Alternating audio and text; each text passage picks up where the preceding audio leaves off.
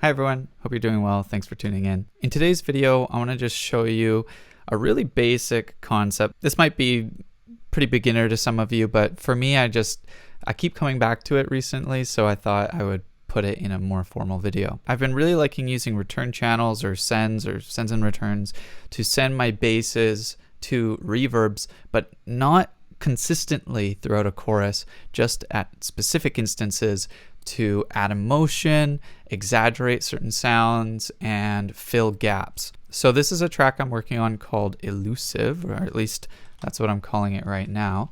And consistently throughout, I have moments where certain bass sounds get sent to the reverb. So I'm gonna open up this in a new lane and pay attention to how those specific bass sounds feel as they reverb out a little bit. And I'll even turn the reverb up a couple semitones so you can really hear it.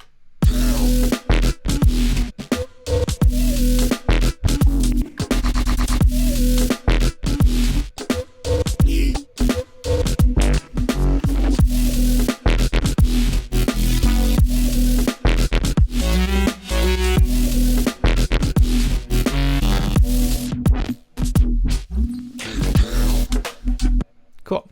So let's look at that a little closer. So it's kind of just a pretty groovy bass track, and I wanted certain combinations of bass sounds to poke out. That one there, it kind of sounds like a weird little door creak.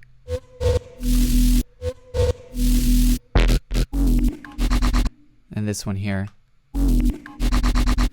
Now, why did I send those to reverb instead of, automating dry wet? Well, if I was automating dry wet, we would just lose more of the dry signal. So that kind of goes without saying, or at least that's not really what I'm alluding to here. What I'm alluding to is quite often people will just send something to a return channel like this, and the volume will be relatively consistent.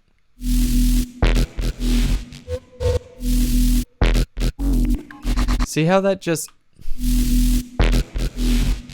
this section here, for example, got a lot more messy. So I didn't like that. I actually didn't mind the end of the bass going there. What if we changed it to this? See, there's a bit of high end on it. So you have to kind of time it where you're sending the most tonal points of the sound, or the tails have kind of decayed, so there's just lows. See how there's a big difference in the reverb in automating sending it here versus here. A little high end. And what if instead of this whole bass section being sent, which didn't sound really good, we just sent this middle little bass sound right here. We just do a little flick on that one. And here we could even come in like this. Too much? Well, that's nice. See how there's so much subtlety in the emotion and just in terms of how much you're sending it, for how often, when in the sound it's being sent, and what sounds are being sent. I was actually quite selective. I was like really minimal, and you heard how what I just did could be pretty good to do it throughout. And actually in later choruses, it does get a bit more consistent. So in this part, I just exaggerate certain tones.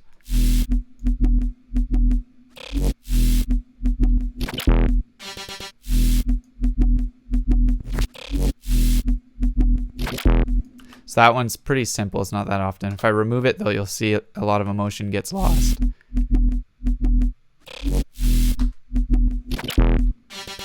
And if it was consistent, I mean, that's inconsistently consistent, but if it was inconsistently consistent like this,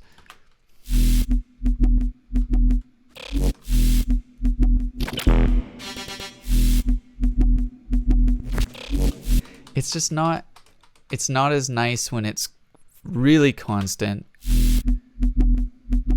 Here, that's just so much more control. And it's more interesting too when certain sounds are defining the space and others aren't. I find that interesting. Here, it's a bit more consistent. Check this out. Let's listen to the full drop, and then I'll point it out a bit closer.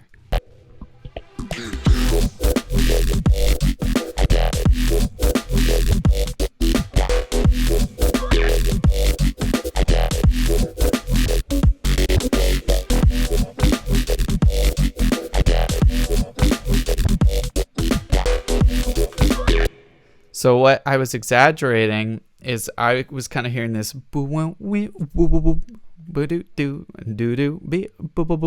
I was trying to get the more tonal parts of the sound to stand out. So if I really exaggerate it, so I was trying to kind of get more of the upbeat.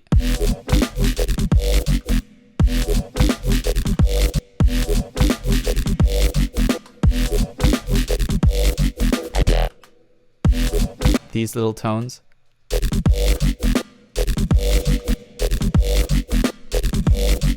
See, it just... And there isn't really a right or a wrong way, it's just which ones do you want to stand out? And I experiment. Like this one.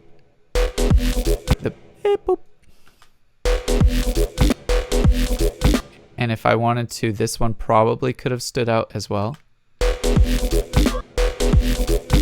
And notice how sometimes I like to have a bit of an attack on it too, because if it goes straight to the send with like kind of a hard automation point like this, sometimes you hear that just transient and it makes a bit too much noise in a reverb send. So sometimes it's nice if it's a bit softer with a little bit of an attack.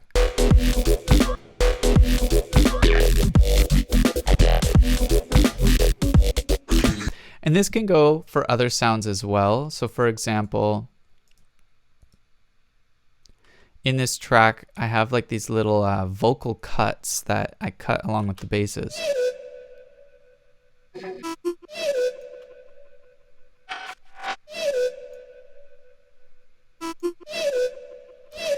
And if these didn't have any delay or reverb at all, when layered with the drop,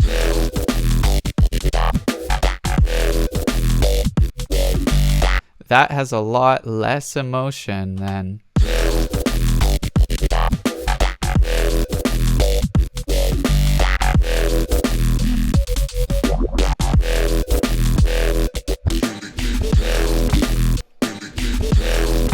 so sometimes maybe I won't do it with the basses. Maybe I'll let the vocal cuts or something define the space. But having elements be sent to reverbs has just been nice lately. Instead of having a stagnant reverb constantly defining the space, I'm just sending specific tones, specific basses to define the space for short periods of time, which I found just sometimes it's a bit more interesting, sometimes it's a bit cleaner. It's just another option. Thanks for watching the video. I hope you got a lot out of it. If you want to support the channel, Bandcamp down below is a great way to. I hope you'll subscribe and be back for the next one. Have a good one. See ya.